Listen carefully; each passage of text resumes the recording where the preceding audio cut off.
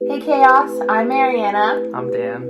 Andy told us that you guys were doing a dating series coming up, and he had a few questions that he wanted us to answer since we dated when we were in youth group and all through high school. How did you guys meet? So we met in high school. I was a freshman and he was a junior. I saw him on the first day of school in the lunchroom cafeteria. And the rest is history. Added him on MySpace. And then, yeah. MySpace. And so we have actually, we dated for 10 years. We got engaged in 2019, and then we got married in 2020. And so we've been together for almost 15 years now. What was it like dating as teenagers? It was not easy. It was fun, but it was not easy because we were very immature. We fought all the time. We broke up all the time in high school. And I mean, it's fun because we grew up together and we kind of did all the life stuff together, like get our driver's license, start college, flight school, first jobs and everything. So it was a lot of fun, but there was also a lot of heartbreak just because we were both so immature. How did your relationship last even though all the relationships around you were splitting up? I guess you kind of have to just block the noise out and just focus on yourselves. I like that, block the noise. I mean, because everybody's always Also trying to like, drag you down or trying to say like, oh, you're not going to make it, or the young love BS. Can I say that? I don't know if you can say that. It's pretty useful. Yeah, a lot of people told us, even throughout high school, like high school sweethearts never last. And like we've heard that so many times. And like They're just not from the South, because down here it's all over the place. We still hear it all the time, like high school sweethearts don't last and blah, blah, blah. And I think the reason why we lasted is because we knew what we wanted from the beginning, and I think our love is so strong that, we want to stay together and we want to be together, and we set boundaries with friends and, everyone all around us, so that even though people were separating or breaking up and whatnot, we knew what we wanted for ourselves and we just focused on that. What advice do you have for teens that aren't sure if they're ready to date? That's our cookies. Okay. Advice for teens that are not sure if they're ready to date. I'd say take your time. Don't feel peer pressured to date or lose your virginity or do... This is the dating talk, not the sex talk. I know, but still. Doing things that you don't feel comfortable doing. I know you feel pressure to get a boyfriend because everybody's doing it and it's cool and whatnot, but don't. You have enough time to focus on that. Honestly, I'd say enjoy high school, make your friends. You have college and post high school life to worry about boys. But, What about the girls? If you're a boy. Same with boys. I mean, whatever. If you don't feel like you're ready, or you maybe want to try and get into a relationship, take things slow. Start with the friendship. We were friends first, and we knew we liked each other, but we were friends for 4 months before we actually started dating.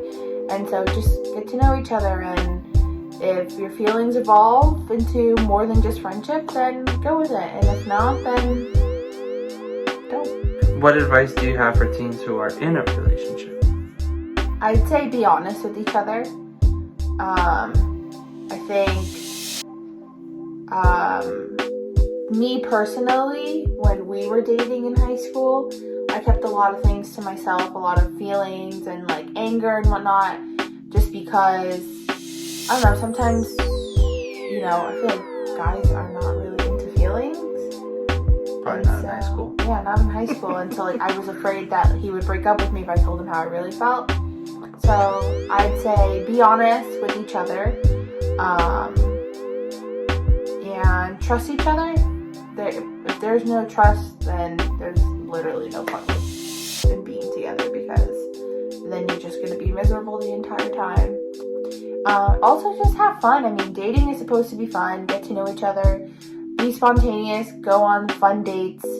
Picnics. We've gone on hundreds of picnics and just like walks and just random days in the city, or, you know, cook together, pizza nights. You know, it's all about having fun and getting to really know each other. And yeah, what about you? Any advice? It's like find how you compliment each other and how you don't. It's like figure out like what you're good at and what the other person isn't good at, and what like you're both good at or what you're both bad at, and try to have like a way that you're both pushing each other to become better people. And of course we're in church, so keep God in the center. We had to put that in there somewhere. Yeah, that's like.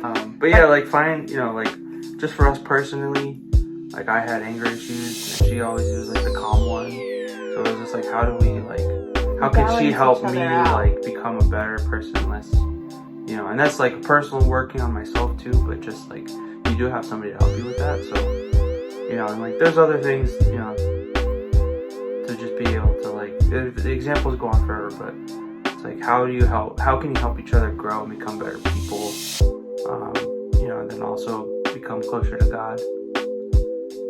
I like that. Yeah, it's like I always said, you like where I lack you fill, and where you lack I fill. So it's just like so many aspects of our relationship, like with finances. I'm a spender and I'm disorganized. Meanwhile, he's the one who has like our budget set. I'm a spender, but I'm organized. Yeah, she's an organized spender. Kind of balances out. Like he said, you know, he struggles with some anger issues.